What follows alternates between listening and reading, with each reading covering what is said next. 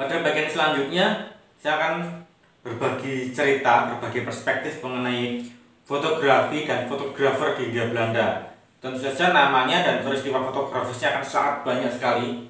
Saya hanya menyampaikan beberapa saja yang bisa teman-teman simak, dan karena nama-nama populer, peristiwa-peristiwa populer, nanti selebihnya teman-teman juga bisa browsing sendiri. Kita bisa tukar pikiran lewat komen maupun nanti lewat grup-grup online yang ada. Siapa yang menyangka jika Raden Ajeng Kartini adalah seorang sosok yang sangat menaruh minat pada fotografi. Melalui surat-suratnya kita bisa melacak bagaimana minat dan cara amatan dia terhadap fenomena fotografi pada waktu itu. Saya coba bacakan kutipan surat Kartini kepada Abedanon. Baru-baru ini saya mendapat beberapa foto bagus tentang sawah-sawah, dan inilah yang saya impikan, untuk mengirimkan foto-foto ini ke Belanda dan membiarkan dikopi dan diterbitkan. Secara tersirat ada sebuah kebanggaan dari Kartini bahwa hamparan sawah yang luas, hamparan sawah kita yang hijau menjadi sebuah souvenir dan dikirimkan ke Belanda, negeri Belanda, dan silakan untuk diperbanyak sehingga nanti bisa menjadi gambaran yang sesungguhnya tentang Indonesia. Selama ini foto-foto yang dihasilkan oleh fotografer barat tentang Indonesia seolah-olah hanya menampilkan kita yang tertinggal, kita yang primitif dan segala macam, tapi Kartini ingin berbagi perspektif yang lain. Seperti yang dicatat oleh Rudolf Marczek dalam bukunya Engineers of Happy Land, ia menyebutkan bahwa Kartini sangat gandrung dengan mesin foto. Dalam salah satu suratnya kepada Nyonya Abendanon, Kartini pernah menulis seperti ini kira-kira.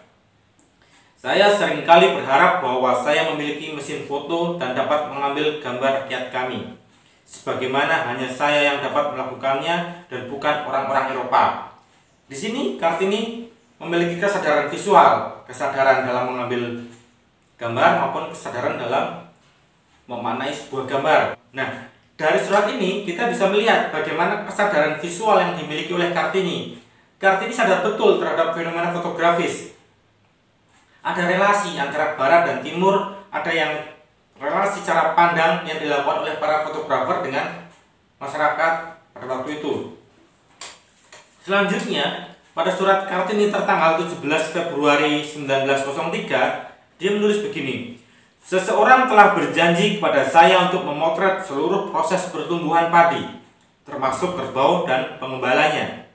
Dan saya yang akan memberikan semua keterangan mengenai hal itu, sebagaimana saya lihat dan saya rasakan sebagai anak bangsa itu sendiri.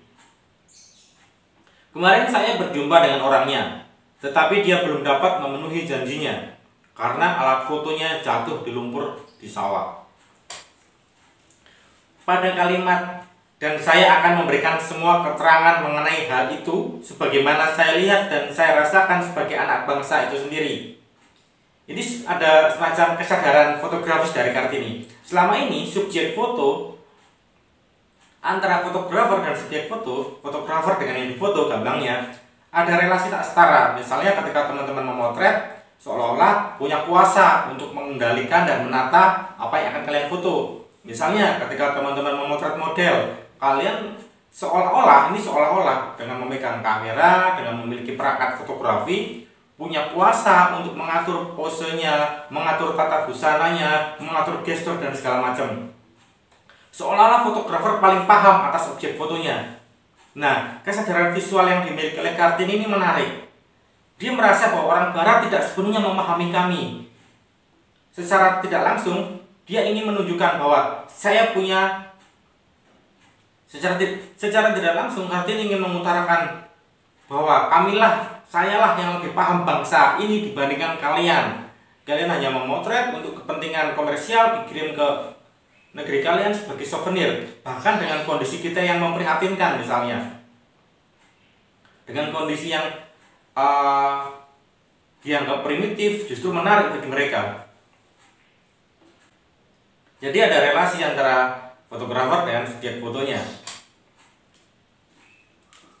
Nah, Kartini menarik dalam khasanah perbincangan fotografi di Hindia Belanda pada waktu itu. Selain dia memiliki kesadaran dalam fotografi, dia juga sebagai subjek foto ketika dalam sebuah pemotretan, dia juga sadar betul terhadap posisi dia sebagai yang difoto. Nanti teman-teman bisa melihat bagaimana sosok Kartini sedang berfoto dengan suaminya. Tidak seperti biasanya.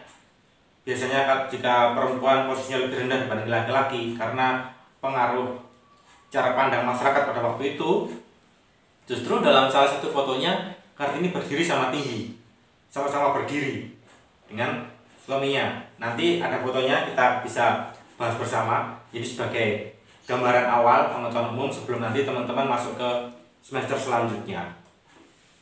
Nanti di semester atas kita akan banyak bicara mengenai pengkajian foto, pengajian karya-karya visual yang lain.